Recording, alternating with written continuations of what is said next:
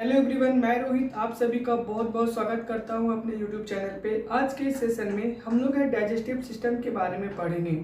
Human है बहुत सारे न्यूट्रिशन टेक इन करते हैं। उस न्यूट्रिशन को हमारा बॉडी है डाइजेस्ट करते हैं और उस डाइजेशन प्रोसेस में है हमारे बॉडी के अलग अलग पार्ट्स है जो कि इम्पोर्टेंट रोल प्ले करता है फूड को डाइजेस्ट करने में।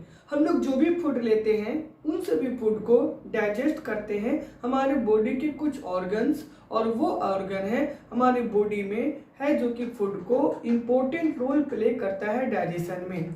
हम लोग जो भी फूड लेते हैं उन सभी फूड में अलग अलग न्यूट्रिएंट्स पाए जाते हैं और उस न्यूट्रिएंट्स से हम लोग है एनर्जी ऑब्टेन करते हैं। हम लोग जो भी फूड लेते हैं उस फूड में न्यूट्रिएंट्स, उस फूड में है कार्बोहाइड्रेट होती है, उस फूड में प्रोटीन होती है और उस फूड में है फैट्स होती है। तो इन तीनों चीज को हम लोग उन सभी फूड से ही ऑब्टेन करते हैं। कार्बोहाइड्रेट की अगर बात बोला जाए तो कार्बोहाइड्रेट हम लोग फूड से लेते हैं। कार्बोहाइड्रेट हमारे बॉडी को एनर्जी प्रोवाइड करता है। प्रोटीन है, जो भी प्रोटीन कंटेनिंग फूड हम लोग लेते हैं उन फूड में है प्रोटीन जो पाया जाता है वो हमारे बॉडी को स्ट्रॉन्ग बनाने में हेल्प करता है। और जो हम लोग फैट वगैरह लेते हैं तो फैट भी है हमारे बॉडी को एनर्जी प्रोवाइड करता है। फैट जो एनर्जी प्रोवाइड करता है वो कार्बोहाइड्रेट के कंपैरिजन में मोर अमाउंट में एनर्जी हमारे बॉडी को प्रोवाइड करता है। कार्बोहाइड्रेट भी हमारे बॉडी को एनर्जी प्रोवाइड करता है, बट वो क्यों एनर्जी हमारे बॉडी को प्रोवाइड करता है जो कि अलग अलग फूड से हम लोग ऑब्टेन करते हैं। तो चलिए अब हम लोग ये देख लेते हैं कि हमारे बॉडी में जो भी डाइजेशन प्रोसेस में हमारे बॉडी का जो भी ऑर्गन्स हेल्प करता है उसके बारे में हम लोग पहले जान लेते अच्छे तरीके से कि हमारे बॉडी में जो भी बॉडी ऑर्गन्स हमारे बॉडी में है जो डाइजेशन प्रोसेस में इंपॉर्टेंट रोल पर प्ले करता है। ठीक है, तो चलिए अब हम लोग देख लेते हैं। यहाँ पे ये देखेंगे कि हमारे बॉडी में है जो डाइजेशन जो प्रोसेस होती है वो फर्स्टली माउथ से स्टार्ट होता है। तो यहाँ पे आप ये देखेंगे कि हमारे बॉडी में देखिए अलग अलग पार्ट्स होता है और वो पार्ट्स है यहाँ पे आपको मेंशन किए हुए हैं। ये है ह्यूमन बॉडी का डायग्राम है, बॉडी स्ट्रक्चर है जिसमें अलग अलग पार्ट का नेमिंग किया गया है। ये देखिए यहाँ पे मैं बात करूं तो यहाँ ये वाले पार्ट को आपको पता है कि इस पार्ट को माउथ बोलते हैं। ये वाले जो पार्ट है इसको माउथ बोलते हैं। ये पूरे होल पार्ट को इसको वोकल कैविटी बोलते हैं। माउथ को हम लोग वोकल कैविटी बोलते हैं। ये वाले जो पार्ट है वो वोकल कैविटी है। ठीक है, इसको हम लोग एपिग्लोटिस बोलते हैं। यानी कि हमारे बॉडी में ये यहाँ पे जो पार्ट होता है यहाँ पे माउथ के पार्ट में इसको हम लोग एपिग्लोटिस बोलते हैं। ठीक है, तो ये एपिग्लोटिस इसको यहाँ पे बोलते हैं। यहाँ पे है सैलिवरी ग्लैंड होता है। क्या होता है? यहाँ पे है सैलिवरी ग्लैंड पाया जाता है हमारे वोकल कैविटी के जस्ट नीचे जो होता है यहाँ पे पार्ट में, इसमें यहाँ पे सैलिवरी ग्लैंड होता है। ये सैलिवरी ग्लैंड अलग अलग एंजाइम को सीक्रेट करता है। हम फर्दर इसके बारे में डिस्कस करेंगे, अभी हम लोग पार्ट्स के बारे में जान रहे हैं। तो ये है एपिग्लोटिस है। ठीक है, इसको हम लोग सैलिवरी ग्लैंड बोलते हैं जो वोकल कैविटी के जस्ट नीचे होता है और ये एक मैस्कुलर ट्यूब लाइक स्ट्रक्चर होता है। ये जो है आपका मैस्कुलर ट्यूब लाइक स्ट्रक्चर होता है। ठीक है, क्या होता है? मैस्कुलर ट्यूब लाइक स्ट्रक्चर होता है जिसको हम लोग फूड पाइप बोलते हैं और फूड पाइप को हम लोग एसोफेगस भी बोलते हैं। ठीक है, तो फूड पाइप को हम लोग एसोफेगस बोलते हैं। एपिग्लोटिस के जस्ट यानी फूड पाइप के जस्ट बगल में है जो कि बाइंड पाइप होता है, जो कि रेस्पिरेटरी सिस्टम का एक पार्ट होता है।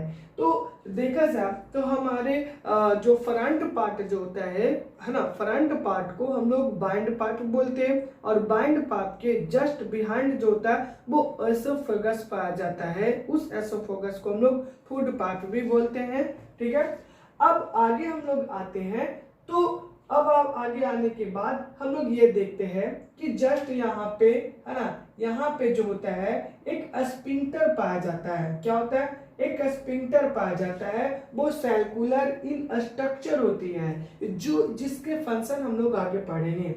ये वाले जो पार्ट है इसको हम लोग स्टोमक बोलते हैं। क्या बोलते हैं? स्टोमक बोलते हैं। इसका जो स्ट्रक्चर होता है वो जे शेप का होता है। ठीक है, तो स्टोमक का जो स्ट्रक्चर होता है वो जे शेप का होता है।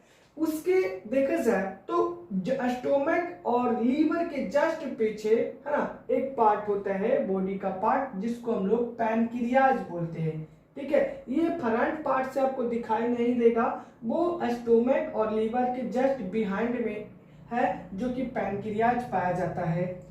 उसके बाद यहाँ पे आप ये देखेंगे, इसको लीवर बोलते हैं। ठीक है, इसको लीवर बोलते हैं। और ये वाले पार्ट जो आपको ब्लैक कलर का दिखाई दे रहा है, इसको गॉल ब्लैडर बोलते हैं। ठीक है, क्या बोलते हैं? गॉल ब्लैडर बोलते हैं। और गॉल ब्लैडर का एक ट्यूब लाइक स्ट्रक्चर होता है, जिसको वाइल डक्ट बोलते हैं। ये वाइल डक्ट है, कनेक्टेड होता है स्मॉल इंटेस्टाइन से कनेक्टेड होता है। ठीक है, तो बाइल डक्ट जो होता है वो स्मॉल इंटेस्टाइन से कनेक्टेड होता है। यहाँ पे स्टोमक के जो नीचे वाले जो पार्ट होते हैं वहां पे भी एक स्फिंक्टर पाया जाता है। ठीक है, क्या पाया जाता है? स्फिंक्टर पाया जाता है। ये वाले जो पार्ट आपको इंटरनल पार्ट जो ट्यूब लाइक स्ट्रक्चर दिखाई दे रहा है उसको स्मॉल इंटेस्टाइन बोलते हैं। और ये वाले जो पार्ट आपको दिखाई दे रहा है उसको लार्ज इंटेस्टाइन बोलते हैं। तो ये जो ट्यूब लाइक स्ट्रक्चर हो गया जो इंटरनल है वो स्मॉल इंटेस्टाइन है, और ये वाले जो पार्ट है उसको हम लोग लार्ज इंटेस्टाइन बोलते हैं। जस्ट अब नीचे आएंगे तो ये लार्ज इंटेस्टाइन का ये वाले जो पार्ट जो आपको दिखाई दे रहा है इसको अपेंडिक्स बोलते हैं। क्या बोलते हैं? अपेंडिक्स बोलते हैं। और नीचे वाले जो पार्ट स्मॉल इंटेस्टाइन का नीचे वाले जो पार्ट आ जाता है ना, ये वाला पार्ट को रेक्टम बोलते हैं। ठीक है, इसको बोलते हैं रेक्टम बोलते हैं। और ये जस्ट एकदम नीचे जो आता है ना, लोअर पार्ट आता है लार्ज इंटेस्टाइन का, उसको एनस बोलते हैं। और एनस के जस्ट थोड़ा सा ऊपर जो पार्ट आता है जो स्फिंक्टर बोलते हैं। ये स्फिंक्टर जो होता है वो सर्कुलर इन स्ट्रक्चर होता है। ठीक है, सर्कुलर इन स्ट्रक्चर होता है। अब यहाँ पे हम लोग अलग अलग फंक्शन देख लेते हैं।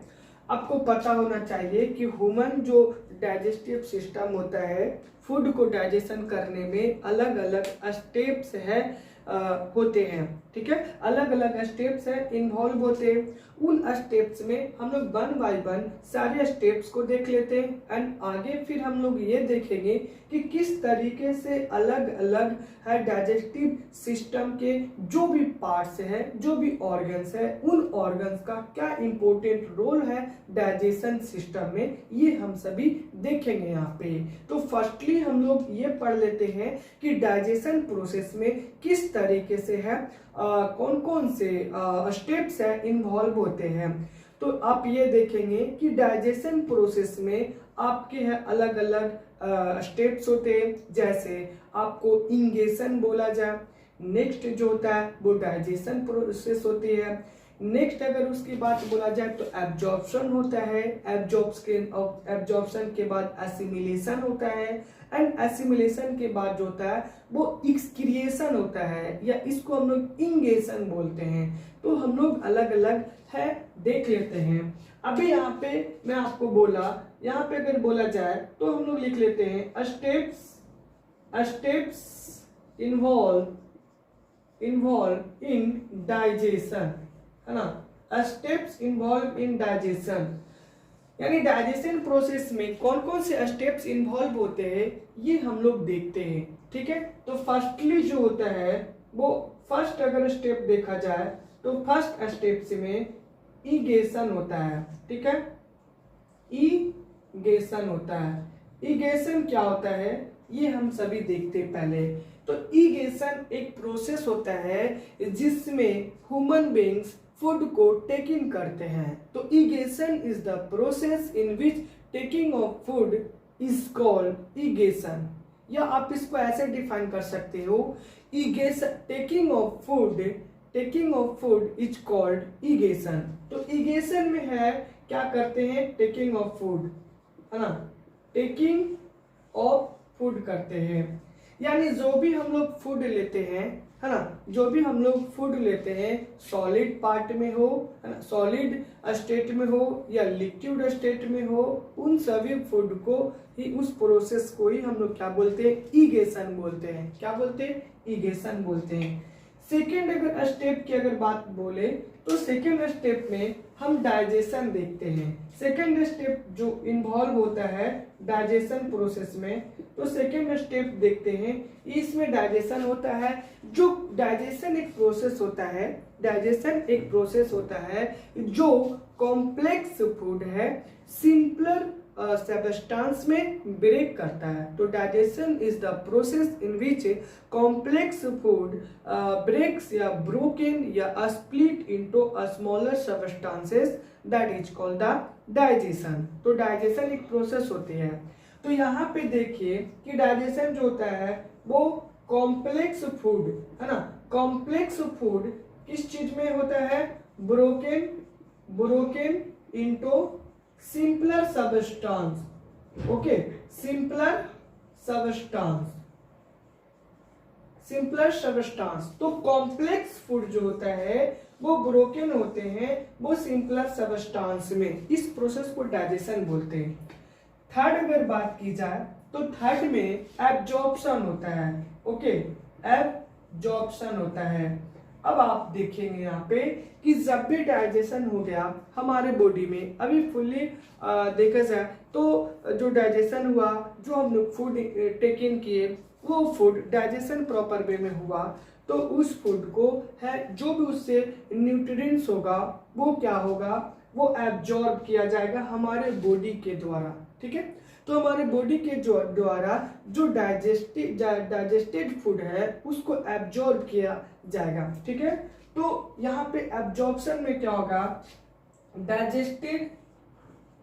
Digested food absorb by our body.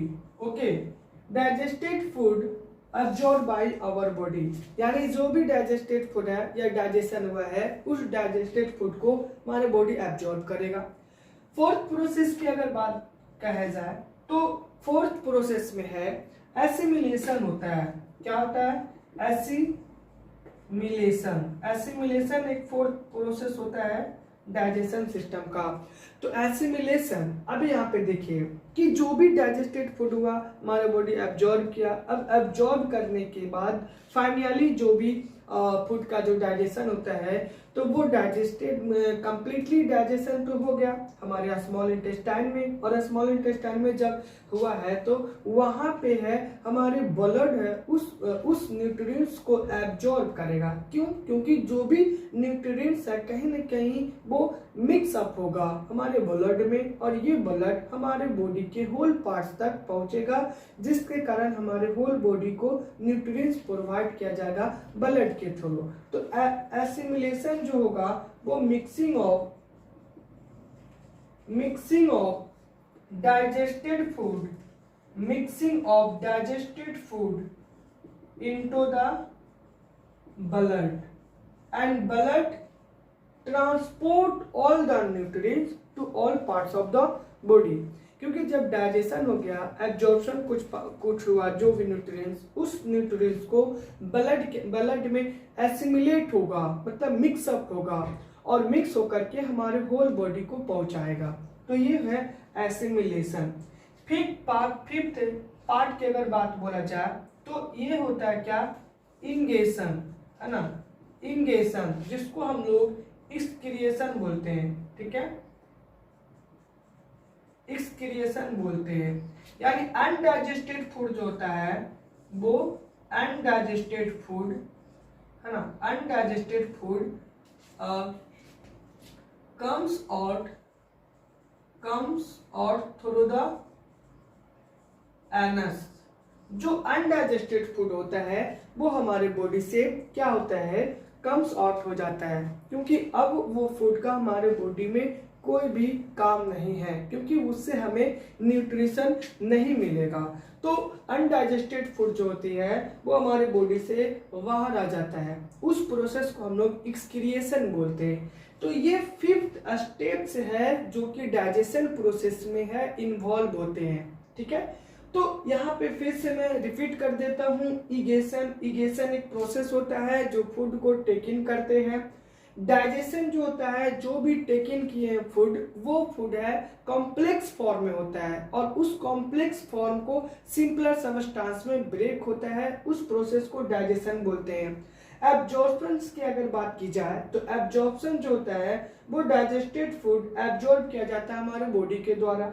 And assimilation जो होता है, जब अब डाइजेस्ट पूरी तरीके से हो गया फूड तो हमारे बॉडी में है ब्लड में मिक्सअप होगा, और वो मिक्सअप होगा तो उस प्रोसेस को ही बोलते हैं एसिमिलेशन बोलते हैं। ओके, एसिमिलेशन बोलते हैं। नेक्स्ट है आपका इंगेशन, है ना। इंगेशन है या एक्सक्रिएशन है, इंगेशन बोले तो या एक्सक्रिएशन बोले दोनों बात बराबर है। जो भी हमारे बॉडी में अनडाइजेस्टेड फूड होते हैं, उस अनडाइजेस्टेड फूड को हमारे बॉडी क्या करता है, एक्सक्रिएट कर देता है, क्योंकि वो हमारे बॉडी में ज्यादा देर तक स्टोर नहीं रह सकता है। अगर ज्यादा देर तक स्टोर रहेगा तो हमारी बॉडी में वो टॉक्सिक मटेरियल का काम करेगा, मीन्स एक जहरीला पदार्थ का काम करेगा, जो हमारे बॉडी के लिए इम्पोर्टेंट या क्या होते हैं, ज्यादा बेनिफिट नहीं होते, इसलिए हमारे बॉडी उसको क्या करता है, एक्सक्रिएट कर देता है।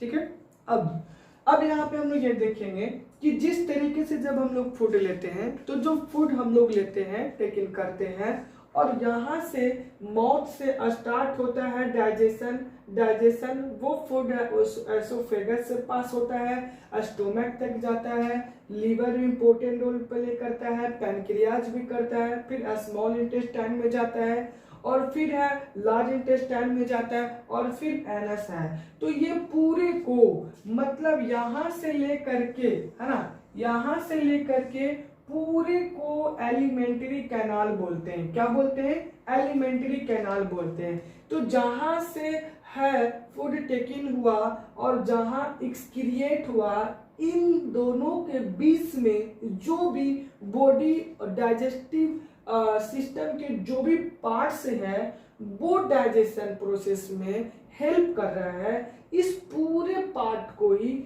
है एलिमेंट्री कैनाल बोलते हैं। क्या बोलते हैं, एलिमेंट्री कैनाल बोलते हैं। अब यहाँ पे हम लोग ये देख लेते हैं कि किस तरीके से है बॉडी के अलग अलग ऑर्गन जो है वो इम्पोर्टेंट रोल प्ले करता है डाइजेशन प्रोसेस में। तो ये तो हमारे डाइजेशन प्रोसेस में ये 5 स्टेप्स है जो कि इन्वॉल्व होते हैं। अब हम आगे देख लेते हैं कि किस तरीके से है जो हमारे बॉडी में देखा जाए तो ये सभी ऑर्गन्स डाइजेशन प्रोसेस में हेल्प करते हैं। अब यहाँ से जब माउथ से स्टार्ट होता है, माउथ से जब फूड टेक इन होता है ह्यूमन बॉडी के द्वारा, तो फूड है फर्स्टली माउथ में जाता है, और माउथ में जाने के बाद यानी वोकल कैविटी में जाने के बाद वोकल कैविटी के जस्ट नीचे, थोड़ा सा जस्ट नीचे सैलिवरी ग्लैंड पाया जाता है। कौन सा ग्लैंड पाया जाता है, सैलिवरी ग्लैंड पाया जाता है।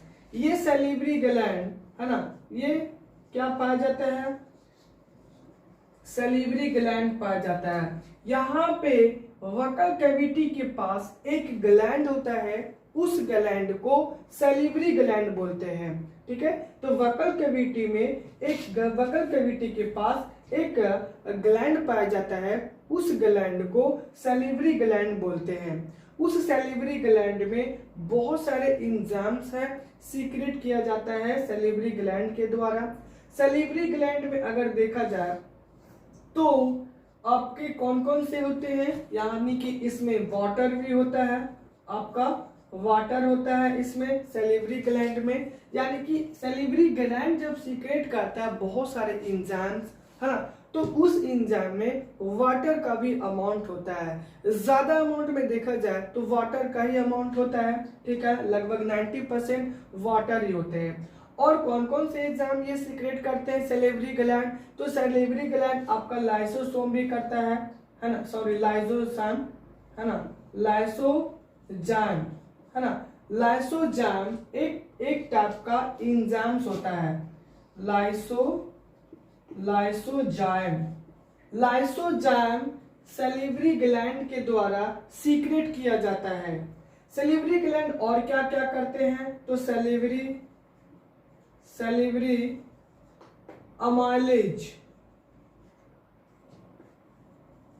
अमाइलेज एंजाइम सीक्रेट करता है। Okay, salivary amylase enzyme secret करता है कौन, सैलिवरी ग्लैंड। तो सैलिवरी ग्लैंड लाइसोजाइम सीक्रेट करता है, वाटर तो होता ही है इसमें, इसको छोड़िए हटा दीजिए इसको, वाटर तो इसमें होता ही है, इन सभी एंजाइम में वाटर का भी अमाउंट होता है। सैलिवरी ग्लैंड आपका ptyalin, okay, ptyalin amylase enzyme भी सीक्रेट करता है।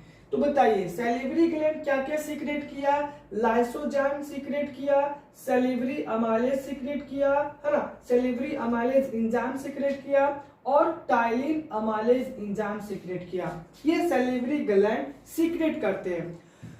अगर लाइसोजाइम की बात की जाए तो लाइसोजाइम जो होता है वो बैक्टीरिया को और जर्म्स को किल करने का काम करता है, किल बैक्टीरिया है ना, किल्स जर्म्स एंड बैक्टीरिया। ये है आपका लाइसोजाइम है जो बैक्टीरिया हमारे फूड में कंटेन होते हैं उस जर्म्स और बैक्टीरिया को किल करने का काम करता है लाइसोजाइम। क्या करता है, लाइसोजाइम करता है।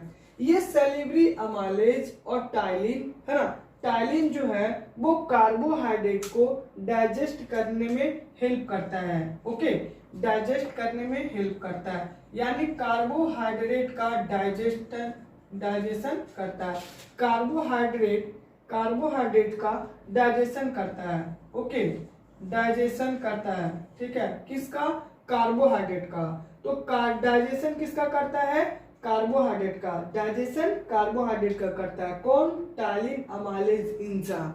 जब हम लोग कोई भी फूड लेते हैं तो उस फूड को सॉफ्ट बनाने में यही सारे एंजाइम है हेल्प करता है। ओके, यही सारे एंजाइम है जो कि हेल्प करता है फूड को सॉफ्ट बनाने में। तो salivary gland salivary amylase enzyme, ptyalin amylase enzyme, lysozyme है ना, तो लाइसोजाइम जर्म्स और बैक्टीरिया को किल करने का काम करता है। Salivary gland salivary amylase enzyme secret करता है, टाइलिन अमाइलेज एंजाइम सीक्रेट करता है जो कार्बोहाइड्रेट का डाइजेशन करता है। तो डाइजेशन आपसे अगर क्वेश्चन पूछा जाए कि फूड का डाइजेशन कहाँ से स्टार्ट होता है, तो हमारे बॉडी के माउथ से फूड का डाइजेशन स्टार्ट होता है। अगर बोला जाए कि कार्बोहाइड्रेट का डाइजेशन कहाँ होता है, पार्शियली डाइजेशन कहाँ होता है, तो माउथ में होता है। ओके, तो डाइजेशन जो होता है वो पार्शियली है ना, पार्शियली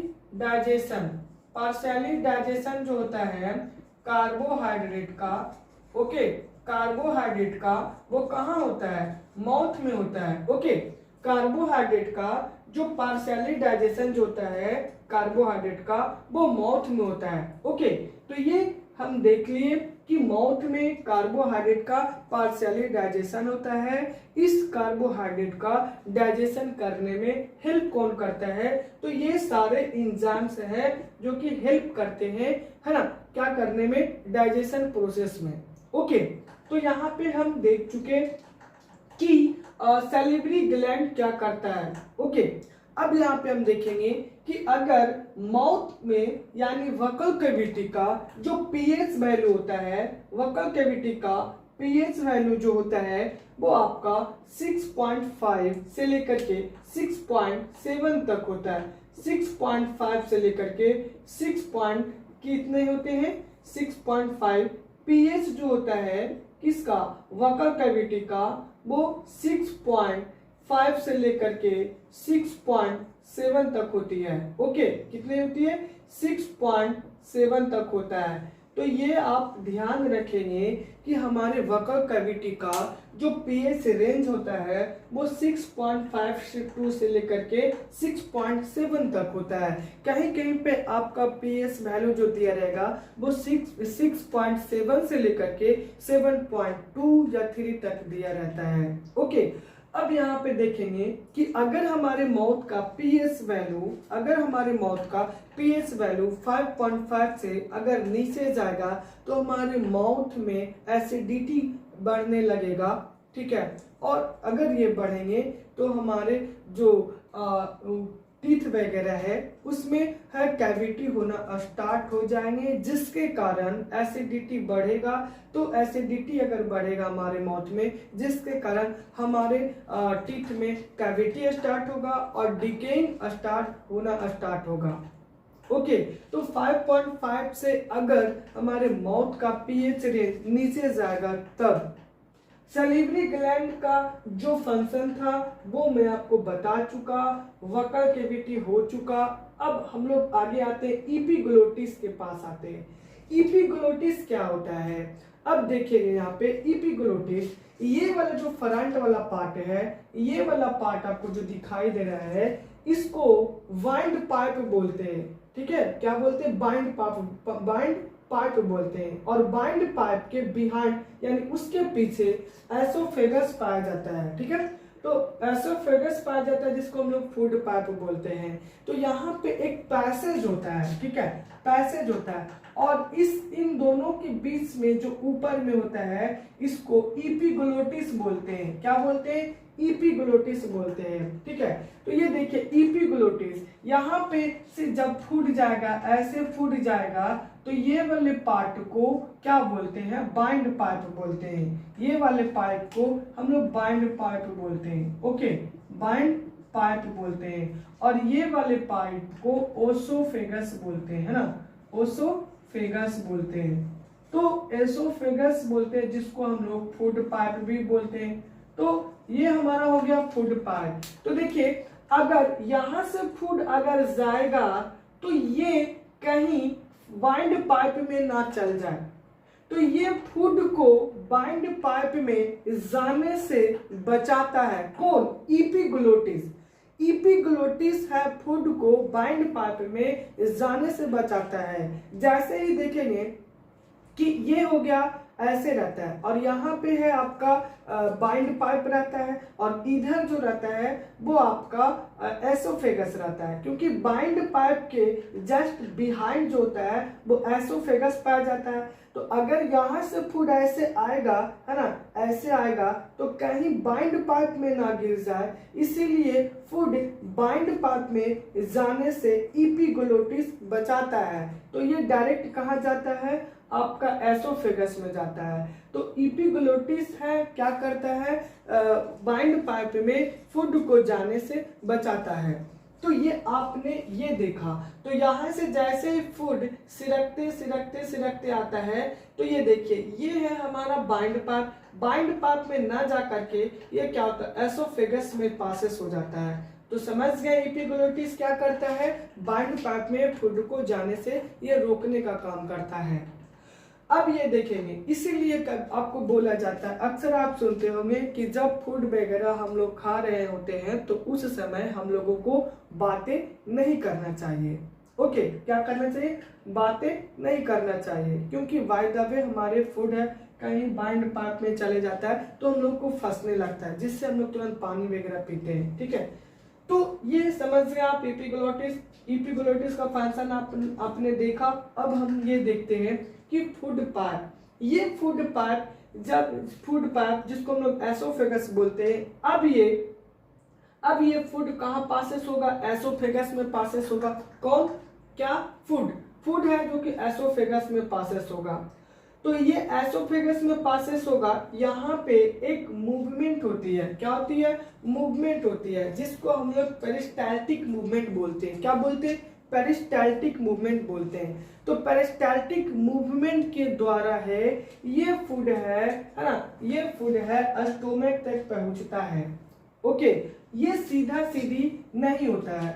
अगर अगर सीधा रहता ट्यूब लाइक स्ट्रक्चर तो फूड है इससे नीचे भी जाते फूड और नीचे से ऊपर भी चले आते। इसलिए हम लोग किसी भी सिचुएशन में रहे, या तो सोए हुए रहे, या तो पेड़ से लटकते हुए रहे, या हम लोग ऐसे रहे या ऐसे रहे, किसी भी सिचुएशन में हम लोग रहते हैं तो हम लोग फूड इजली वे में खा सकते हैं। और जो फूड हमारे ओसोफेगस से एक बार अंदर चला गया वो वापस नहीं आता है।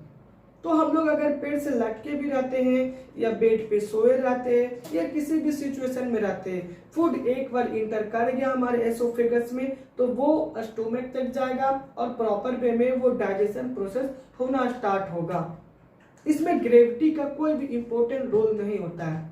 ये नहीं कि हम अगर किसी भी सिचुएशन में है तो ये क्या होगा, फूड बाहर आ जाएगा। क्योंकि अगर सीधा सीधी रहता एसोफेगस यानी पेरिस्टाल्टिक मूवमेंट ही नहीं होता, ये टाइट अगर आपका फूड पाइप नहीं रहता है ना, फूड पाइप नहीं रहता तो जो हम लोग जो फूड इसके अंदर जाता वो फूड बाहर आ जाता।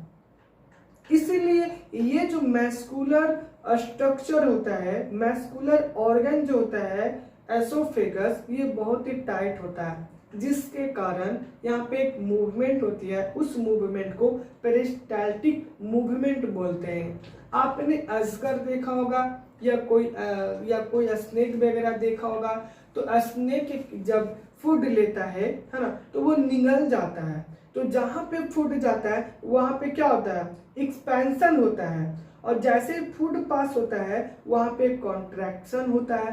तो देखिए ऐसे ऐसे ऐसे ऐसे जाता है, ठीक है, यानी कि ऐसे ऐसे ऐसे ऐसे होता है। इस मूवमेंट को पेरिस्टाल्टिक मूवमेंट बोलते हैं। तो जहाँ पे फूड जाता है वो देखिए ऐसे एक्सपेंशन हो जाता है, और फिर फूड जहाँ से पास होता है वहाँ पे क्या हो जाता है, आपका कॉन्ट्रैक्शन होता है। तो एक्सपेंशन और कॉन्ट्रैक्शन यहाँ पे होते रहता है। तो देखिए यहाँ पे फूड गया, यहाँ से ऐसे ऐसे ऐसे ऐसे जाता है, ठीक है। तो अभी यहाँ पे देखिएगा ऐसे ऐसे ऐसे ऐसे हुआ, तो यहाँ पे देखिए ये यहाँ पे क्या हो गया, एक्सपैंड हुआ, और जैसे ही फूड पासेस किया वहां पे कॉन्ट्रैक्ट हुआ, जहां से फूड पासेस किया वहां पे कॉन्ट्रैक्ट हुआ, और फिर उसके बाद एक्सपैंड हुआ, फिर कॉन्ट्रैक्ट, फिर एक्सपैंड, फिर कॉन्ट्रैक्ट, फिर एक्सपैंड, ठीक है। तो एक्सपैंड हुआ, यहाँ पे कॉन्ट्रैक्शन हुआ, एक्सपैंडेशन हुआ।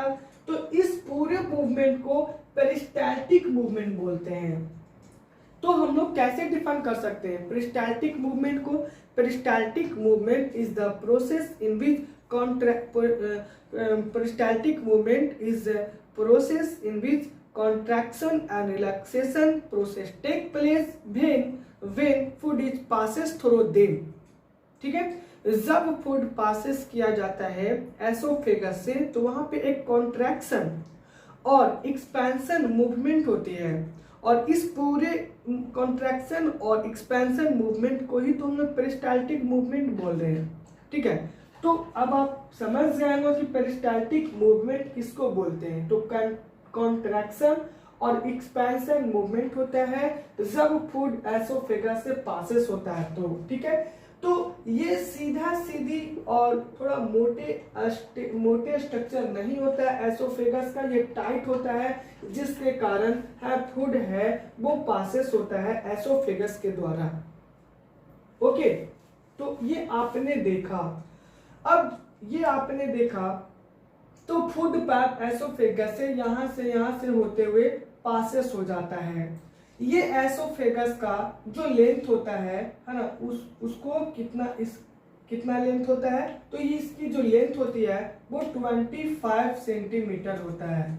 क्या होता है? 25 सेंटीमीटर होता है। अगर एडल्ट की बात बोला जाए तो एट द एज ऑफ 15 ये 19 सेंटीमीटर होता है एसोफेगस का जो लेंथ होता है वो at the age of 15 years वो 15 सेंटीमीटर होता है। लेकिन एडल्ट की अगर बात की जाए तो 25 सेंटीमीटर होता है। क्या होता है? 25 सेंटीमीटर होता है, यानी कि एज पे भी वैरी करता है एसोफेगस। ओके, जब बच्चे जन्म लेते हैं तो कुछ और एसोफेगस का लेंथ होता है, बड़े होते हैं तो एसोफेगस का लेंथ कुछ और होता है, यानी कि एज एज पर भी वैरी करता है एसोफेगस का लेंथ। अब आप यहाँ पे ये देखेंगे कि जब पार्शियली रूप से यहाँ पे माउथ में ही है हमारे कार्बोहाइड्रेट का पार्शियली डाइजेशन हो गया।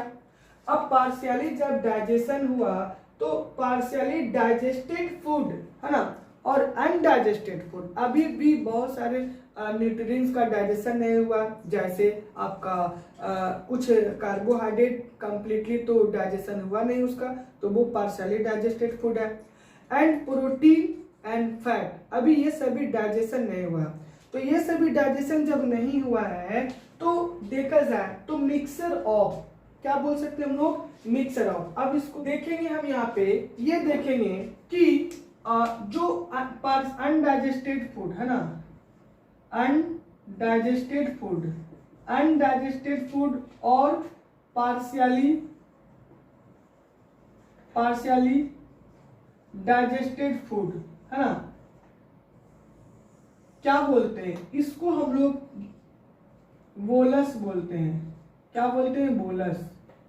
क्या बोलते हैं, बोलस बोलते हैं। ठीक है, इसको हम लोग बोलस बोलते हैं। मतलब जब माउथ से पार्शियली कार्बोहाइड्रेट का डाइजेशन हुआ और कुछ अनडाइजेस्टेड फूड जैसे प्रोटीन हो गया, और क्या हो गया आपका, फैट हो गया, तो मिक्सर ऑफ, इसको आप लिख सकते हो मिक्सर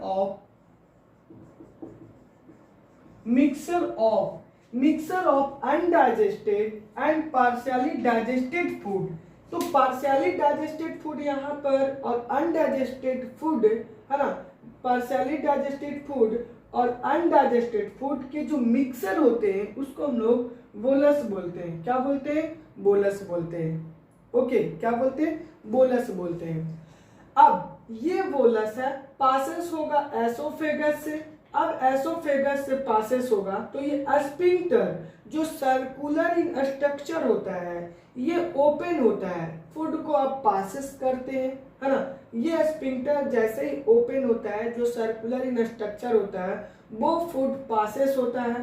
ठीक है, वो फूड पासेस होता है। अब स्टोमक में, अब जब स्टोमक में जाता है, ओके, जब स्टोमक में जाता है तो यहाँ पे जाकर के स्टोमक में जाकर के फूड जो होता है हाँ, फूड जो होता है जैसे स्टोमक में पहुंचता है फूड, तो स्टोमक में जाकर के 3 to 4 आवर तक, ओके, कितने तक, 3 से लेकर के 4 आवर तक है, ये क्या होता है, स्टोर्ड रहता है। किसमें, स्टोमक में, यानी कि 3 to 4 आवर फूड स्टोर्ड रहता है इन स्टोमक। ओके, अब यहाँ पे ये देखिए कि जैसे ही फूड एसोफेगस से पास हो गया स्टोमक में जाकर के 3 से 4 घंटे तक स्टोर्ड रहते हैं। कौन, फूड। तो फूड स्टोर्ड 3 to 4 आवर्स कहाँ रहते हैं, स्टोमक में रहते हैं। स्टोमक का जो शेप होता है वो जे शेप का होता है। कैसा होता है शेप, जे शेप का होता है। अब ये स्टोमक है, स्टोमक आपको कौन कौन से एंजाइम, कौन कौन से जूस सीक्रेट करेंगे, तो स्टोमक जो होता है ना, स्टोमक क्या क्या, स्टोमक है गैस्ट्रिक जूस सीक्रेट करता है। ओके, गैस्ट्रिक जूस सीक्रेट करता है।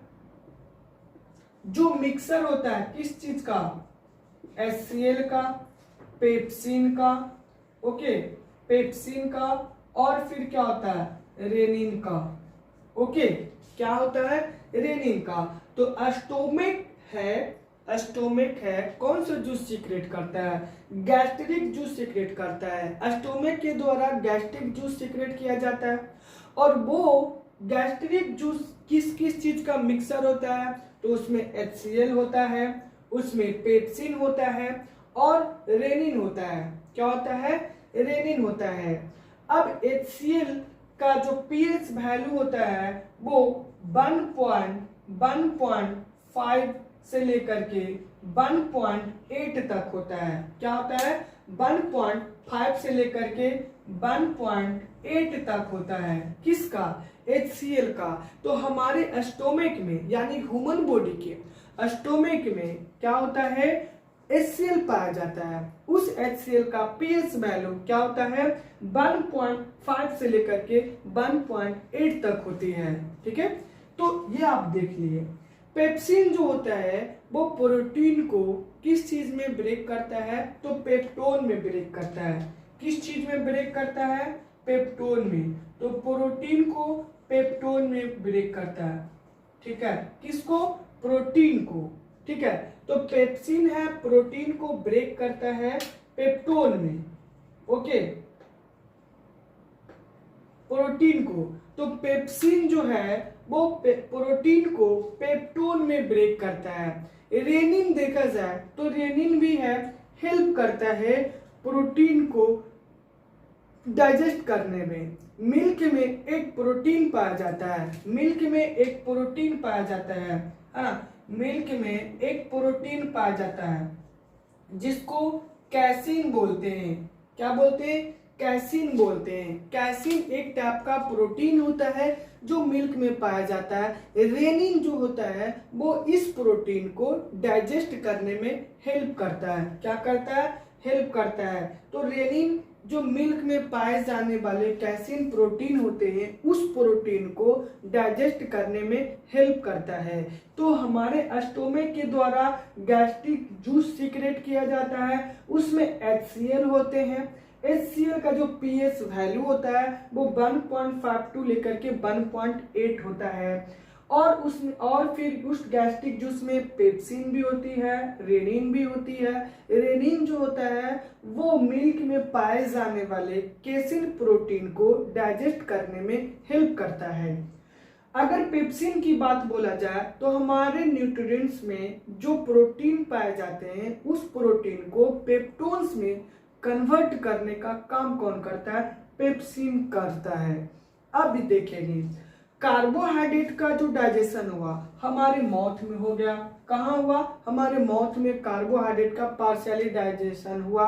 उसके बाद वो पार्शियली डाइजेस्टेड फूड स्टोर हो गया, कहाँ आकर के, हमारे स्टोमक में आकर के स्टोर हो गया। जो भी अदर न्यूट्रिएंट जैसे प्रोटीन हम लोग लिए, फैट लिए, तो वो आकर के कहाँ हो गया, स्टोर, हमारे स्टोमक में आकर के स्टोर हो गया। तो देखा जाए तो अगर मैं ये बोलूं कि अब प्रोटीन का डाइजेशन कहाँ हुआ, तो प्रोटीन का डाइजेशन कहाँ हुआ, डाइजेशन ऑफ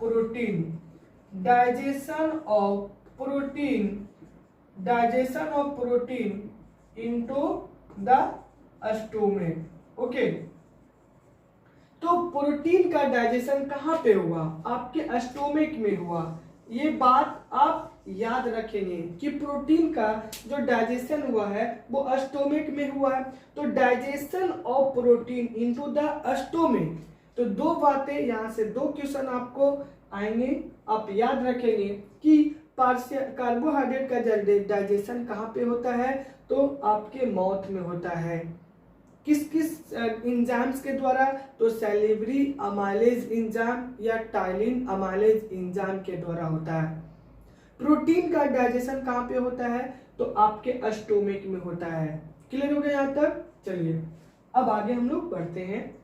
अब स्टोमक में है, स्टोमक जो होता है उसके वाल्स में यहाँ पे देखेंगे आप, ये देखिए स्टोमक में, चलिए इसको मैं क्लीन कर देता हूँ। ओके, इतना तो आप लोग समझ गए होंगे, इतना तो क्लियर हुआ होगा। ठीक है, डाइजेशन ऑफ प्रोटीन स्टोमक में होता है। HCl गैस्ट्रिक जूस, HCl और पेप्सिन और आपका रेनिन का मिक्सर होता है। HCl का pH वैल्यू 1.5 to 1.8 होता है। ओके, पेप्सिन आपका पेप्सिन जो होता है वो प्रोटीन का क्या करता है, डाइजेशन करता है। रेनिन जो होता है वो मिल्क में पाए जाने वाले कैसिन का डाइजेशन करता है। अब यहाँ पे ये देखेंगे कि HCl जो होता है वो क्या करता है, बैक्टीरिया को किल करने में हेल्प करता है। किल बैक्टीरिया वगैरह को भी हेल्प करने में हेल्प करता है। ठीक है, किल करने में हेल्प करता है। तो चलिए अब हम उसको क्लीन कर देते हैं। ओके, ये है हमारा स्टोमक है। ओके, ये है स्टोमक का स्ट्रक्चर है जो जे शेप का होता है। स्टोमक का जो इनर लाइनिंग वॉल होता है, स्टोमक में इनर लाइनिंग वॉल होता है। ये देखिए, ये इनर लाइनिंग वॉल होता है। ओके, ये इनर लाइनिंग वॉल होता है। हम आपको क्या बताएं, स्टोमक जो होता है वो स्टोमक क्या क्या सीक्रेट करता है, तो आपका HCl हो गया, पेप्सिन हो गया, उसके बाद रेनिन हो गया। HCl का जो pH वैल्यू होता है वो 1.5 टू 1.8 तक होता है। 1.5 से लेकर के 1.8 तक होता है। ये क्या करता है, किल जर्म्स को किल करने में हेल्प करता है। ये प्रोटीन को, है ना, पेप्टोन में बदलता है। किस चीज में, पेप्टोन में। तो प्रोटीन को ये पेप्टोन में बदलता है। ये रेनिन जो होता है, ये रेनिन जो होता है वो मिल्क में पाए जाने वाले कैसीन का, है ना, डाइजेशन करता है। ठीक है, अब ये देखिए, ये जो है इनर लाइनिंग वॉल है, स्टोमक का जो इनर लाइनिंग वॉल है, इसको हम लोग म्यूकस बोलते हैं। क्या बोलते हैं, म्यूकस बोलते हैं। ये प्रोटेक्ट करता है, mucus protect burn from HCl, है ना। म्यूकस जो होता है वो हमारे स्टोमक को बर्न होने से बचाता है। ये हमारे स्टोमक का इनर लाइनिंग वॉल है जिसको म्यूकस बोलते हैं। म्यूकस है, ये हमारे स्टोमक के बाल को बर्न होने से बचाता है, क्योंकि जब भी हम लोग ज्यादा फूड लेते हैं तो म्यूकस देखिए प्रोटेक्ट करता है बर्न फ्रॉम HCl। स्टोमक में गैस्ट्रिक जूस सीक्रेट होता है ना। क्या होता है, गैस्ट्रिक जूस सीक्रेट होता है। तो गैस्ट्रिक जूस जो सीक्रेट करता है उसमें HCl भी होती है, पेप्सिन भी होता है, रेनिन भी होता है। HCl का pH रेंज 1.5 टू 1.8 होते हैं।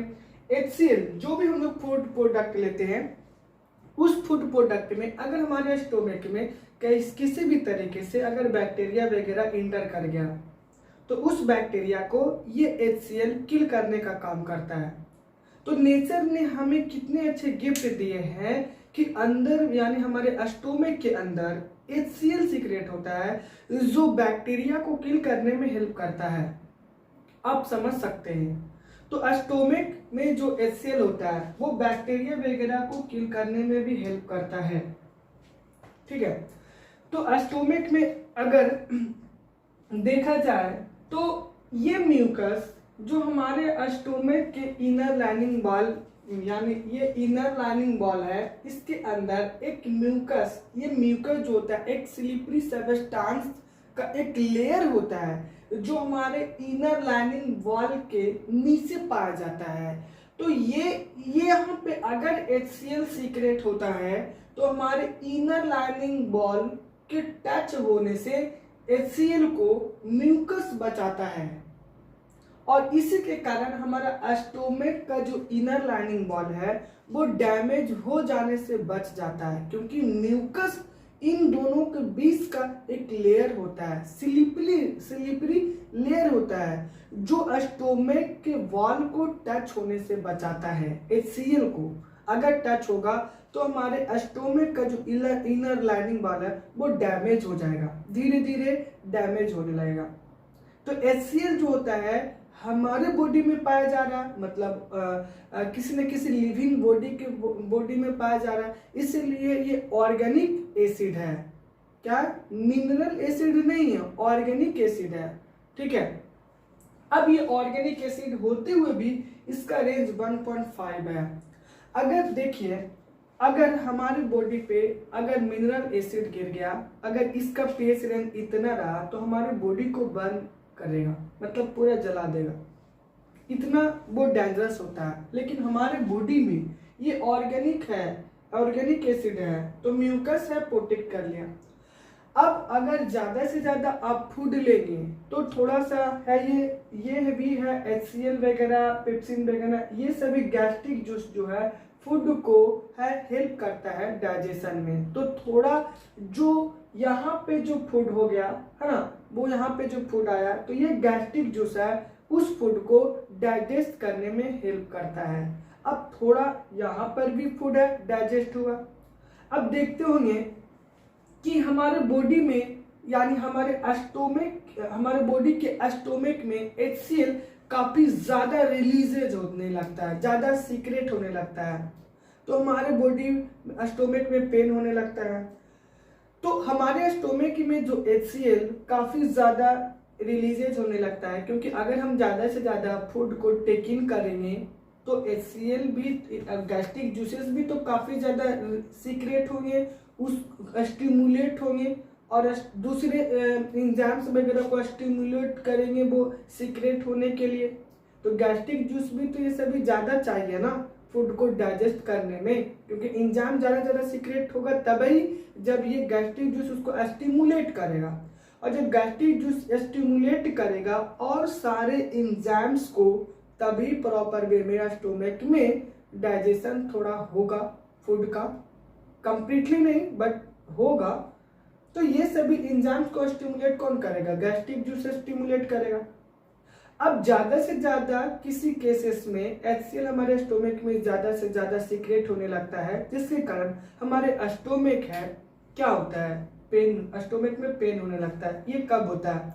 अब पार्टी में जाओगे, किसी भी पार्टी में जाओगे, वहां दबा करके दम खा लोगे। अगर आप दबा करके फूड खा लोगे, है ना, देखते हो जैसे ही जाते हो और फूड यहाँ वहां देखते हो, तुम धावा बोल देते हो, नहीं मम्मी आज रसगुल्ला दबा लेंगे, मम्मी आज मटन खा लेंगे, गोलगप्पे खा लेंगे, चाउमीन खा लेंगे। तो यहाँ वहाँ चाउमीन है, गोलगप्पे है, मटन है, बिरयानी है, दबा करके दम खा लिए। अब आप दबा करके खाए हो तो कहीं ना कहीं आप ही भुगतोगे, है ना, दबा करके खाओगे तो आप ही भुगतोगे। क्यों? क्योंकि ज्यादा से ज्यादा हम खाना खा लेते हैं, उस केसेस में हमारे बॉडी में HCl सीक्रेट होने लगता है, और जब HCl सीक्रेट होने लगता है हमारे बॉडी में, जब हम दबा करके कोई भी चीज खा लेते हैं, रसगुल्ले थे, है ना, चाउमीन थे, वहां पे बिरयानी थे, रसगुल्ले ये देखो 50, 10, 20 दबा के खा लिए। अब दबा करके खा लिए, उस केसेस में हमारे स्टोमक में काफी ज्यादा HCl सीक्रेट होने लगता है। अब काफी ज्यादा सीक्रेट होने लगता है क्योंकि आप तो खाना ज्यादा से ज्यादा खाए हो, तो ज्यादा से ज्यादा जब आप खाना खाए हो तो HCl भी तो ज्यादा से ज्यादा सीक्रेट होगा ना। उस केसेस में आपके स्टोमक में पेन होने लगते हैं। अब लो भुगतो, अब खाए हो आप ज्यादा, तो उसका खामियाजा भी आप ही को भुगतना पड़ेगा। अब भुगतो, मम्मी पेट दर्द दे रहा, मम्मी दवा दो पेट ठीक होगा, है ना। तो उस केसेस में हम लोग क्या करते हैं, हम लोग कुछ एंटी एसिड ले लेते हैं। तो जब HCl ज्यादा से ज्यादा सीक्रेट होने लगते हैं हमारे स्टोमक में, तो उस केसेस में एसिडिटी होने लगता है, हमारे पेटों में जलन होने लगती है, दर्द वगैरह होने लगता है। उस केसेस में हम लोग क्या करते हैं, एंटी एसिड कुछ लेते हैं, कुछ टैबलेट लेते हैं, जैसे एंटी एसिड, जैसे डाइजिन टैबलेट लेते हैं, या मिल्क ऑफ मैग्नीशिया सिरप लेते हैं, या इनो टैबलेट लेते हैं। तो इनो टैबलेट में है आपका मैग्नीशियम हाइड्रोक्साइड वगैरह भी पाया जाता है ना। और डाइजिन में, और मिल्क डाइजिन हो गया या मिल्क ऑफ मैग्नीशिया में भी मैग्नीशियम हाइड्रोक्साइड पाया जाता है। तो मिल्क ऑफ मैग्नीशियम में मैग्नीशियम हाइड्रोक्साइड पाया जाता है। डाइजिन एक टैबलेट भी आता है जो बेसिक इन नेचर होता है। तो मिल्क ऑफ मैग्नीशिया में मिल्क ऑफ मैग्नीशिया में मैग्नीशियम हाइड्रोक्साइड पाया जाता है जो बेसिक इन नेचर होता है। इनो भी जो हम लोग लेते हैं वो भी बेसिक इन नेचर होता है।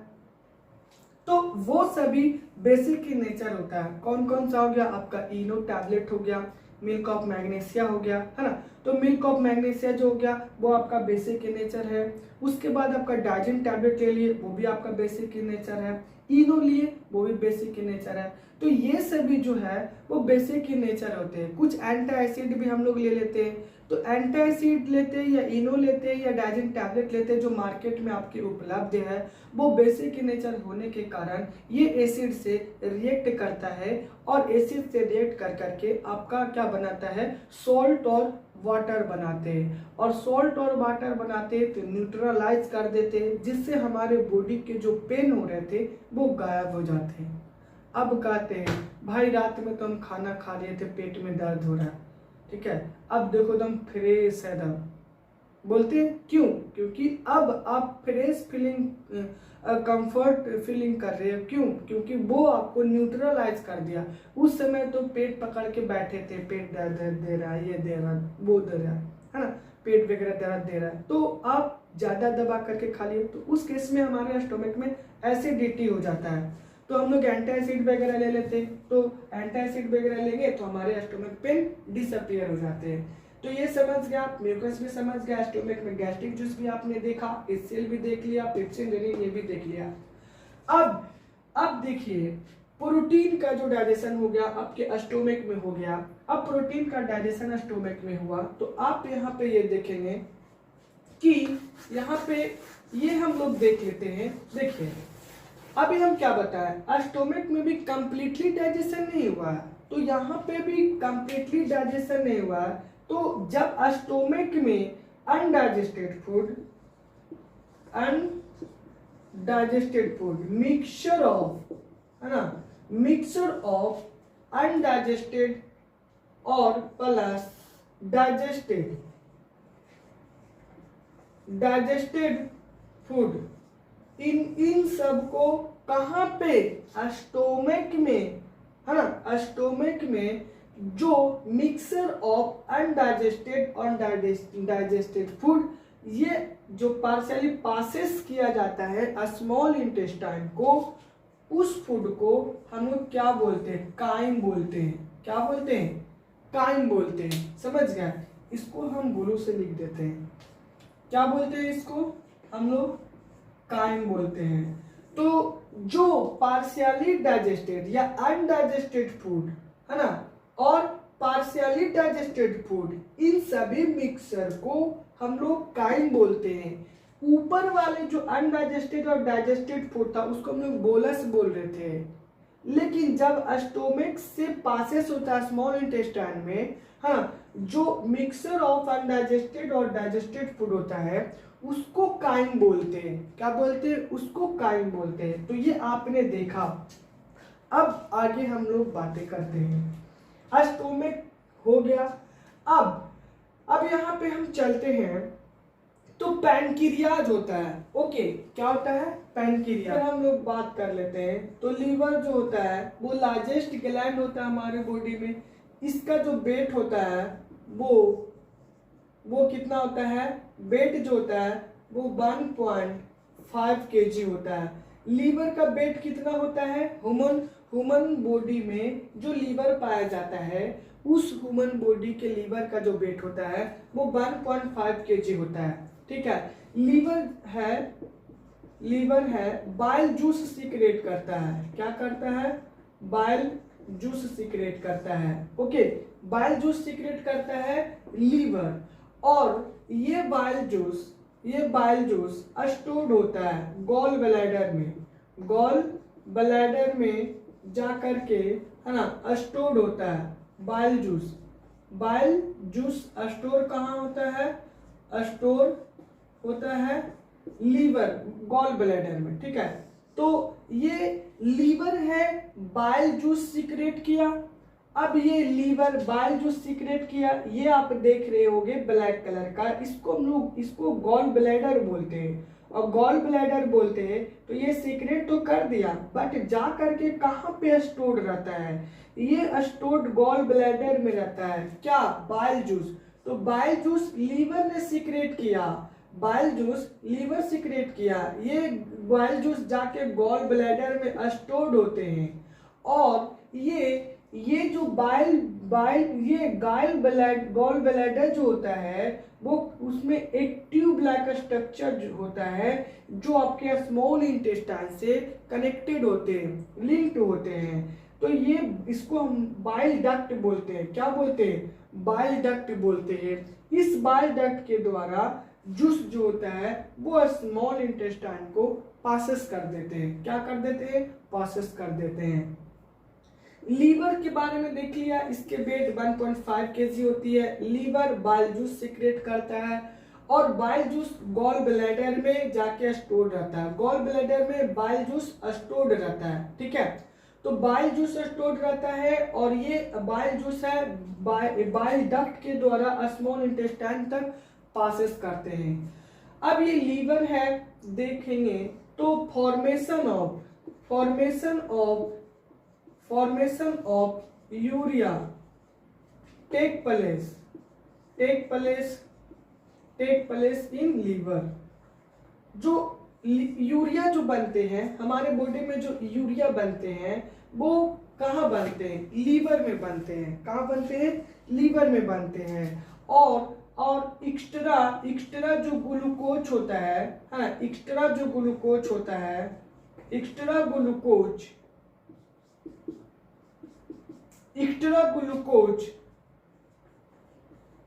stored in liver in the form of glycogen, ठीक है। तो हमारे बॉडी में जब ग्लूकोज एक्स्ट्रा अमाउंट में, है ना, एक्स्ट्रा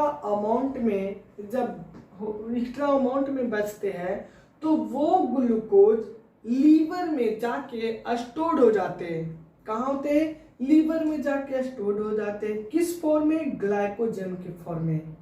आपको पता है कि पोलर रीजन में है पोलर बियर पाए जाते हैं और उसकी फर होते हैं उसके बॉडी पे, और उसके बॉडी पे फर होते हैं, और उसके स्किन के नीचे एक फैटी लेयर पाया जाता है जिसको ब्लवर बोलते हैं। क्या बोलते हैं? ब्लवर बोलते हैं। तो ब्लवर बोलते फैटी सबस्टांस पाया जाता है जिसको ब्लवर बोलते हैं, है ना। फैट्स पाया जाता है जिसको ब्लवर बोलते हैं। वो फैट है उसको है विंटर सीजन में कोल्ड क्लाइमेट से प्रोटेक्ट करता है। तो एक तो उसका हो गया फंक्शन। बट यहाँ पे हम अपनी बॉडी की बात कर रहे हैं, हम सभी अपनी बॉडी की बात कर रहे हैं। तो जो हमारी बॉडी में ग्लूकोज का जो अमाउंट होता है, जो एक्स्ट्रा अमाउंट में बचते हैं, है ना, जो एक्स्ट्रा अमाउंट में बचते हैं, वो एक्स्ट्रा अमाउंट में जो ग्लूकोज होता है वो स्टोर्ड होता है हमारे लीवर में। किस फॉर्म में? ग्लाइकोजन के फॉर्म में। किस फॉर्म में? ग्लाइकोजन के फॉर्म में। लीवर भी बहुत इंपॉर्टेंट रोल प्ले करता है हमारे बॉडी में। जब हम लोग कोई भी अल्कोहलिक सब्सटेंस है टेकिन करते हैं, अल्कोहलिक सब्सटेंस जब टेकिन करते हैं हम कोई भी अल्कोहलिक सब्सटेंस, तो उस केस में है अल्कोहल में जो भी टॉक्सिक मटेरियल पाए जाते हैं वो लीवर में जाके स्टोर्ड होता है। समझ रहे हो आप? लीवर में जाके स्टोर्ड हो जाता है। ये जो भी हम लोग हैं केमिकल सब्सटेंस जैसे मेडिसिन वगैरह लेते हैं, है ना, तो जो भी एक्स्ट्रा अमाउंट में टॉक्सिक वगैरह बचता है तो भी जाकर के लीवर में ही स्टोर हो जाते हैं। हम लोग अल्कोहलिक सब्सटेंस लिए, वो भी जाकर के लीवर में स्टोर हो गया। समझ गए? तो बहुत सारे जो भी टॉक्सिक मटेरियल होता है वो जाकर के लीवर में स्टोर हो जाता है। तो आप ये देख रहे हो कि लीवर के कितने सारे फंक्शन है। जितने भी टॉक्सिक मटेरियल आ जाए, चाहे तो हम अल्कोहलिक सब्सटेंस ले ले, या तो एक्स्ट्रा अमाउंट में ग्लूकोज बचा है वो ग्लाइकोजन के फॉर्म में क्या होते हैं? स्टोर हो जाते हैं हमारे लीवर में। दूसरा, जो भी हमारे बॉडी में टॉक्सिक मटेरियल है वो भी जा करके स्टोर हो जाते हैं लीवर में। यूरिया का जो फॉर्मेशन होता है वो भी हमारे लीवर के द्वारा ही होते हैं। हमारे यूरिन में भी, हम सभी के यूरिन में भी है आपका यूरिया पाया जाता है जो किडनी उसको फिल्टर करता है। तो सोचिए कि लीवर के कितने सारे फंक्शन है। ठीक है, तो अगर लीवर खराब होंगे तो आप समझ सकते हो। उसके बाद, है ना, उसके बाद हम लोग ये देख लिए। अब है पासेस करेंगे कौन? लीवर, बाइल जूस को, ये सभी हो गया, आप देख चुके। अब आगे हम लोग देख लेते हैं पैनक्रियाज। तो पैनक्रियाज जो होता है ना, पैनक्रियाज जो होता है, देखेंगे आप पैनक्रियाज की अगर बात हम बोले तो ये देखिए, पैनक्रियाज जो होता है वो पैनक्रिएटिक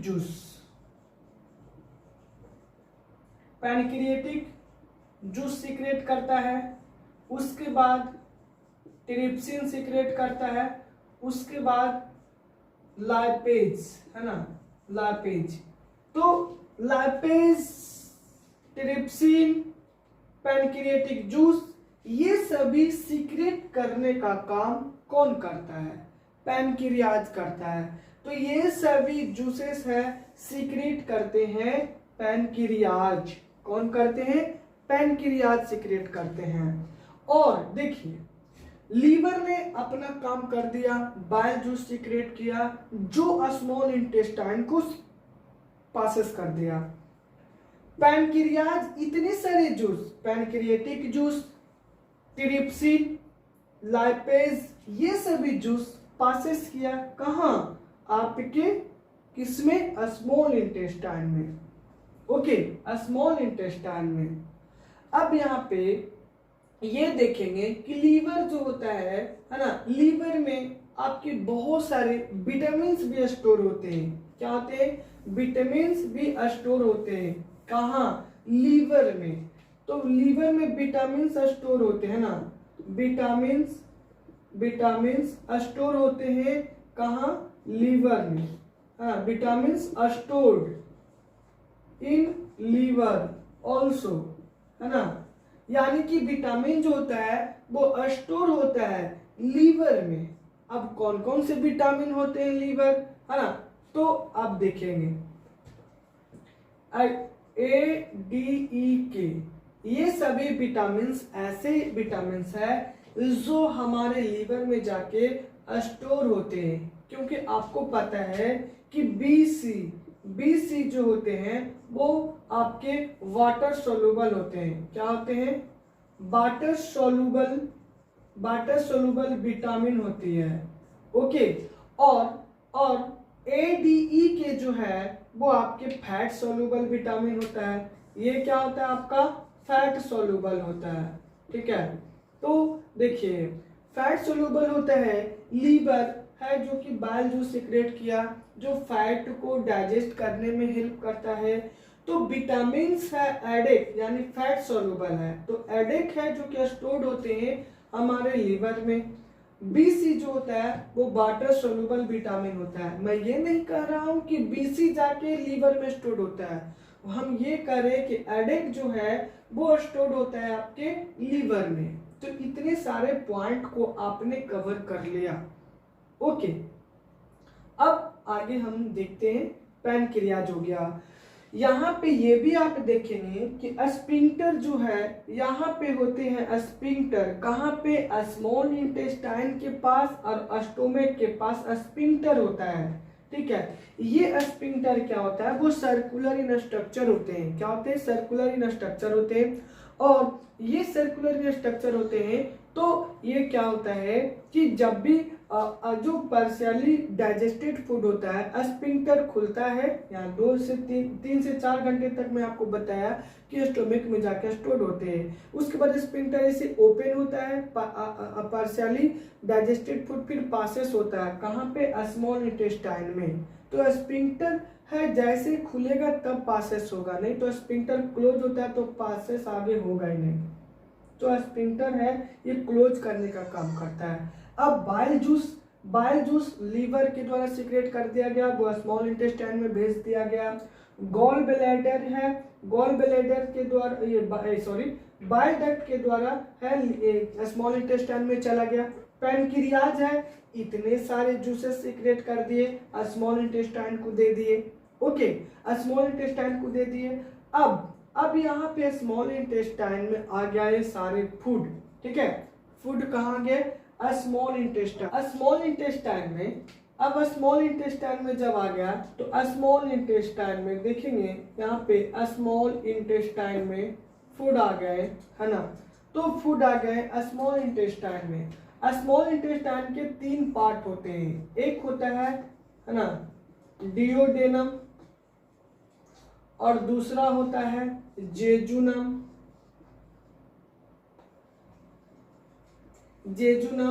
और थर्ड होता है आपका इलियम। ठीक है, तो इलियम यानी कि स्मॉल इंटेस्टाइन के फर्स्ट पार्ट हो गया, सेकेंड पार्ट हो गया और थर्ड पार्ट हो गया। तो स्मॉल इंटेस्टाइन में 3 पार्ट होते हैं, डियोडेनम, जेजुनम, इलियम। ठीक है, अब ये डियोडेनम जो होता है वो स्टोमक और स्मॉल इंटेस्टाइन को जोड़ने का काम करता है, और इलियम जो होता है वो लार्ज इंटेस्टाइन और स्मॉल इंटेस्टाइन को जोड़ने का काम करता है, और 20 वाले पार्ट जो होते हैं जिसको हम लोग जेजुनम बोलते हैं। स्मॉल इंटेस्टाइन में है देखा जाए तो ये फिंगर लाइक स्ट्रक्चर होता है। ठीक है, ये फिंगर लाइक स्ट्रक्चर होता है जिसको हम लोग विलाई बोलते हैं। ठीक है, तो स्मॉल इंटेस्टाइन में ये फिंगर लाइक स्ट्रक्चर होता है ना।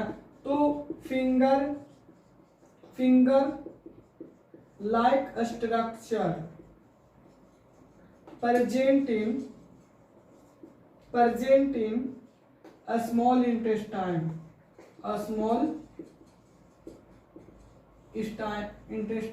called villi, है ना, called villi। तो देखेंगे यहाँ पे स्मॉल इंटेस्टाइन में जो फिंगर लाइक स्ट्रक्चर होता है उसको हम लोग क्या बोलते हैं, भिलाई बोलते हैं। तो ऐसे रहता है, फिंगर लाइक स्ट्रक्चर होता है। ठीक है, तो फिंगर लाइक स्ट्रक्चर होता है कहाँ, स्मॉल इंटेस्टाइन में। तो स्मॉल इंटेस्टाइन में finger like structure present in small intestine called Bhilai. तो स्मॉल इंटेस्टाइन में जो फिंगर लाइक स्ट्रक्चर होती है उसको हम बोलते हैं भिलाई बोलते हैं। ये भिलाई है क्या करता है, अब फाइनली जब फूड आ गया स्मॉल इंटेस्टाइन में, फाइनली जो फूड आया स्मॉल इंटेस्टाइन में, यहाँ पे भी बहुत सारे जूसेस सीक्रेट किया जाता है स्मॉल इंटेस्टाइन के द्वारा। पैनक्रियाज भी है, जूसेस सेंड कर दिया, लीवर भी है, जूसेस सेंड कर दिया। अब फाइनली यहाँ पे जब फूड आ जाता है तो पूरे तरीके से यानी कंप्लीटली रूप से फूड का डाइजेशन हो जाता है।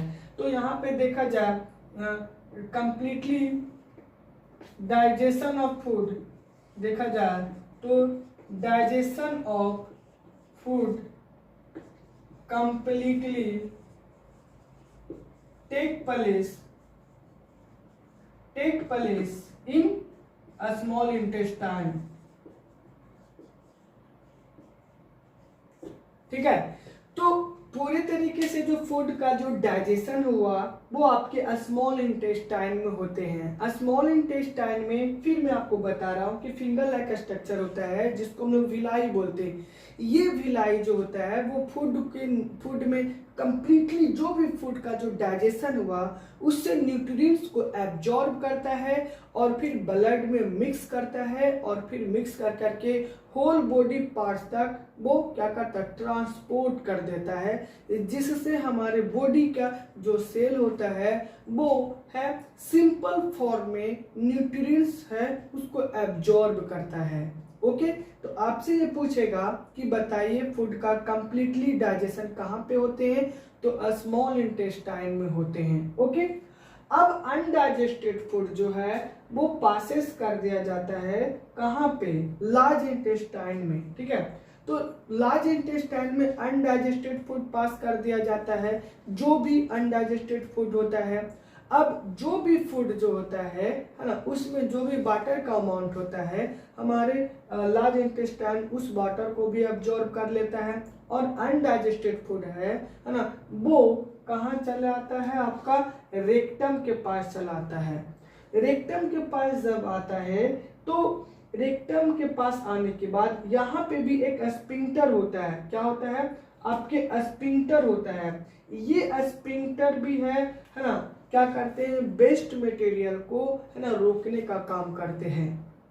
और जब भी हम लोगों को लगता है कि हमें वॉशरूम जाना चाहिए तो ये जब वॉशरूम में जाते हैं तो ये स्पिंक्टर ओपन होता है, और एनस के द्वारा जो भी वेस्ट मटेरियल होता है ना, अनडाइजेस्टेड फूड जिसको हम लोग वेस्ट मटेरियल बोलते हैं, वो एनस के द्वारा हमारे बॉडी से कम्स आउट हो जाते हैं। तो यहाँ पे हम लोगों ने देखा कि लार्ज इंटेस्टाइन में जो भी अनडाइजेस्टेड फूड होते हैं उसमें जो वाटर का अमाउंट जो पाया जाता है उस वाटर के अमाउंट को क्या किया जाता है ना, लार्ज इंटेस्टाइन एब्जॉर्ब कर लेते हैं, और हम लोग को ये सजेशन दिया जाता है, एडवाइस दिया जाता है कि आप है जो भी फूड ले उसमें रफेज का भी अमाउंट होना चाहिए, है ना, रफेज का भी अमाउंट होना चाहिए। तो हम लोग इसीलिए कुछ फ्रूट्स वगैरह भी खाते हैं, हम लोग सलाद वगैरह भी खाते हैं, क्योंकि सलाद वगैरह जब हम लोग टेकिंग करते हैं तो उसमें रफेज का अमाउंट ज़्यादा होता है। वैसे देखा जाए तो रफेज हम लोगों को कोई भी न्यूट्रिएंट्स उतना प्रोवाइड करता नहीं है, बट रफेज जो होता है अगर हम लोग लेते हैं तो डाइजेशन ऑफ फूड जो होता है वो अच्छे से होता है, और हमारे अनडाइजेस्टेड फूड को वो बल्क, है ना, एक बल्क प्रोवाइड करता है। समझ गए, क्या प्रोवाइड करता है? बल्क प्रोवाइड करता है, ठीक है। इसीलिए हम लोगों को बोला जाता है कि रफेज का अमाउंट लीजिए। अगर आप रफेज वगैरह लेते हैं तो आपके स्टोमक में कॉन्स्टिपेशन डिजीज नहीं होगा। कॉन्स्टिपेशन का मतलब होता है कब्ज, तो कब्ज जैसे बीमारी आपके बॉडी में स्टोमक में नहीं होगा, है ना। नहीं देखते होंगे आप राजू श्रीवास्तव का भी एक प्रचार आता है ना, पेट सफा तो हर रोग दफा, मतलब वो बाबा का चूरन है, तो अब वो खाएंगे तो आपके जो कॉन्स्टिपेशन है वो बीमारी खत्म हो जाएंगे। तो हम क्यों बोले, अगर हम प्रॉपर वे में फूड लेंगे, है ना, रफेज कंटेनिंग फूड लेंगे तो कॉन्स्टिपेशन होगा ही नहीं, हमें वो बाबा का चूरन जरूरत पड़ेगा ही नहीं। ये तो आपको भी है जेठालाल के जैसा बाबा का चूरन रात में लेना पड़ेगा। तो इससे बेटर है, इससे बचने के लिए आप क्या कीजिए, प्रॉपर वे में रफेज कंटेनिंग फूड लीजिए। तो अब अगर आप रफेज कंटेनिंग फूड लेते हैं तो आपको कोई प्रॉब्लम नहीं होती है। तो रेक्टम आपको पता चल गया, एनस आपको पता चल गया, स्फिंक्टर पता चल गया, है ना। अब ये अपेंडिक्स वगैरह का कुछ काम होता नहीं हमारे बॉडी में। ये अपेंडिक्स में कभी कभी आप देखते हैं कि कोई फूड वगैरह अगर चला जाता है तो हमारे वो स्टोर हो जाते हैं और फिर वो हमारे बॉडी में पेन, है ना, वो क्रिएट करने लगता है। तो अपेंडिक्स वगैरह का उतना काम होता नहीं है। लार्ज इंटेस्टाइन हम लोगों ने देखा, स्मॉल इंटेस्टाइन ने देखा। एनस के पास हम आपको बताया कि स्फिंक्टर मौजूद होता है। ये स्फिंक्टर जब भी हम लोगों के बॉडी में, बॉडी में नहीं, मतलब स्फिंक्टर जो होता है वो सर्कुलर इन स्ट्रक्चर होते हैं यहाँ पे। ये स्फिंक्टर जैसे ही खुलता है तो अनडाइजेस्टेड मटेरियल एनस के द्वारा हमारे आ जाते हैं, ठीक है। तो एनस, ये स्फिंक्टर, अगर किसी का स्फिंक्टर फ्री हो जाएगा तो आप समझ सकते हो कि हर जगह आपको बेस्ट ही बेस्ट मिलेगा। नहीं, बूढ़े लोग जो होते हैं उन सभी बूढ़े लोगों को आप देखेंगे कि बेड पे सोए हैं तो बेस्ट मटेरियल निकाल दिए, वहाँ पे बच्चे हैं तो बेस्ट मटेरियल निकाल दिए। एक्चुअली उन सभी के जो स्फिंक्टर जो होते हैं वो थोड़ा सा फ्री हो जाते हैं, जिसके कारण वो बेस्ट मटेरियल बाहर आ जाते हैं। तो आप समझ सकते हो कि बेस्ट, ये स्फिंक्टर कितना इंपॉर्टेंट रोल हमारे बॉडी में प्ले करता है, ठीक है। तो अगर अब हम लोग आगे देख लेते हैं यहाँ पे